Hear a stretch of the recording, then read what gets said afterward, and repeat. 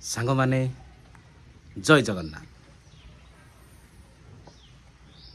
तो सांग माने मोर किछि इमरजेंसी काम पड़िला तो मते पुणी थरे रेंगाली जीवाको हेबो। तो मो काम सारला परे सांग माने मु आपण मानकू गोटे सुंदर जगह को नहीं पहुँचाइबी। तो मु जो जगह को नहीं पहुँचाइबी ना आपणकर भविष्यत रे कौन घटी पारे, आपण आपणक जीवन रे अग्रगति करि परिबे ना नहीं, आउ आपणक जीवन रे घटी जाइथिबा घटनावली गुड़िक ये सबू प्रत्येकटी जिनस आपण माने से जगह को गले निहाती भाव रे आपण माने जानि परिबे। तो मु जो जगह कथाटी कहूची से जगहटी हेउची बाबा आखंडलमणि मंदिर। तो जेते बेले 2001-2 मसीहा बेलू ना सेते बेले बाबा आखंडलमणि पाखरे लोक माने एते भिड़ रहुथिले जे जहाँकि से टिकेटर व्यवस्था भी मध्य करिथिले। वर्तमान सुधा भी चलीछि। तो बहुत बाटरू लोक तो ओडिशा बाहर भी लोक आसी से मंदिर स्थान को आसंती। आउ बाबांको पाखरू से बाबा आखंडलमणि पाखरू से किछि भविष्यतवाणी बा जीवन रे आगको कौन घटी पारे भविष्यत कथा आउ जो घटना गुड़िक घटी ही जाइछि से कथा गुड़िक प्रत्येकटी जिनस से बाबा जणाई दे थांती तार भक्त को। तो सत कथा कहबा को गले बहुत जगार भी मध्य लोक आसंती। तो सांग माने आमे जीवा मो काम सरीगला परे आपण मानकू नहीं मु से पर्टिकुलर जगार पहुँचेबी। एक्चुअली मंदिरटी केउ जगार अवस्थित आउ तापरे मार्केट ठारू केते दूर रे अवस्थित पूर्व वीडियो रे तो मु आपण मानकू रेंगाली रो डैम टोटाली डिटेल्स व्यू आपण मानकू मु देखै सारिची। तो यहाँ पर मु जो लोकेशन टी देखेबी रेंगाली डैम को आपण माने न जाई यार भीतर पार्श्व को लेफ्ट पट को गोटे रास्ता अछि जो रास्ताटी आपण माने मु ए वीडियो माध्यम रे निहाती भाव रे कहिबी से रास्ताटी को से रास्ता पाख को गले आपण माने निश्चित भाव रे जानि परिबे। तो सांग माने तेबे चलंतु मु वर्तमान जाउची रेंगाली यार व्यू ऑफ लोकेशन बाबा आखंडलमणि मंदिर रो व्यू ऑफ लोकेशन आपण मानकू मु निहाती भाव रे देखैबी। तेबे चलंतु सांग माने आमे से पर्टिकुलर लोकेशन पर्टिकुलर जगह रे जाई। सांग माने जेते बेले मार्केट क्रॉस करी डैम रोड रे आपण माने धरिबे देखि पारथिबे सेठी गोला गोटे षंढर चित्र लेफ्ट पट को बुलिबे षंढरे आपण षंढ चित्र जो लेफ्ट साइड रास्ता अछि से जगह पट को जिबे। तो से पट को गला परे ठीक सेही षंढ पाखरु मात्र 400 मीटर बाट बाबा आखंडलमणि मंदिर। तो देखि पारथिबे पाखापाखि मु 200 मीटर बाट आसी सारलिणी। तो आउ मात्र रहिला यार पछको मु 100-150 मीटर पछरे अछि। तो वर्तमान आम आउ 50 मीटर पछरे अच्छी देख पाखे गले ये हेउची देखंतु यार फ्रंट लोकेशन को देखंतु ई जो मंदिर रो फ्रंट गेट टी हेची बहुत ही सुंदर भाव सांग माने देखि पारुथिबे देखंतु गेट टी केते सुंदर भाव रे कारुकार्य होईची। तो बाहर जे केही लोक ए गेट टी को देखिबो ना से प्रथमे गेट टी को देखि बहुत खुशी हेबो। तो एबे गुडी को सब कार्यक्रम होई जाईची ए काम सब हेई जाईची। तो देखि पारुथिबे सांग माने देखि पारुथिबे वर्तमान गेट भीतर को मु गेट भीतर को मु एंट्री करिची। तो एंट्री करिया भितरे देखंतु यार चतुर्पार्श्वर लोकेशन टी को देखंतु मंदिर तो मु पछ फेज रे देखेबी देखंतु चतुर्पार्श्वर लोकेशन देखंतु फ्रंट रे ए मंदिर टी रो कारुकार्य निर्माण शैली बहुत ही सुंदर।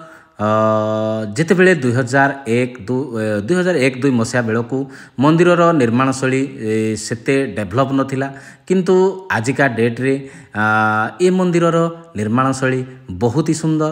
तो एठी बाबा जो आखंडलमणि मंदिर रही एठी जो पंडा आमर रही तांको ना हला तांको तो डाकंती आकुली पंडा।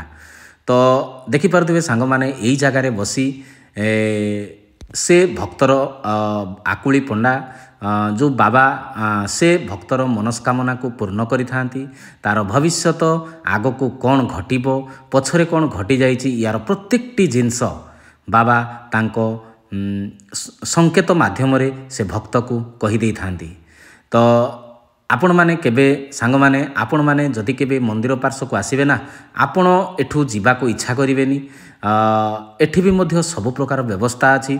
आपण एठारे 2 दिन कोन 3 दिन 4 दिन जेते बेले बाबा जो समय 2001-2 मसिया बेलकू लोक 4 दिन आगरू एठारे आसी विश्राम नेउथिले। काले टिकेट पाइबु ना नाही, बाबा को देखा करी जाई परिबु ना नाही, एठी विश्राम नेउथिले। एबे भी मध्य चालीची। तो सांग माने यार व्यू ऑफ लोकेशन को देखंतु। मंदिरर चित्रकला निर्माण शैली केते सुंदर होईची।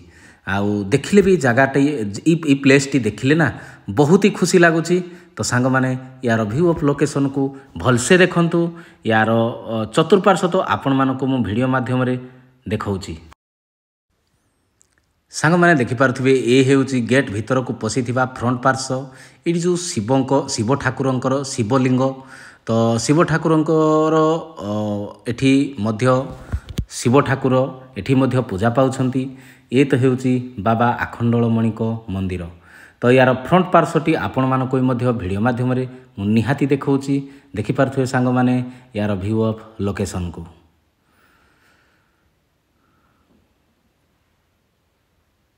तो सांग माने देखंतु यार व्यू ऑफ लोकेशन केते सुंदर होईची। बहुत ही भक्त एठाको आसंती। हाँ आउ तांकर मनस्कामना पूर्ण भी मध्य होईची।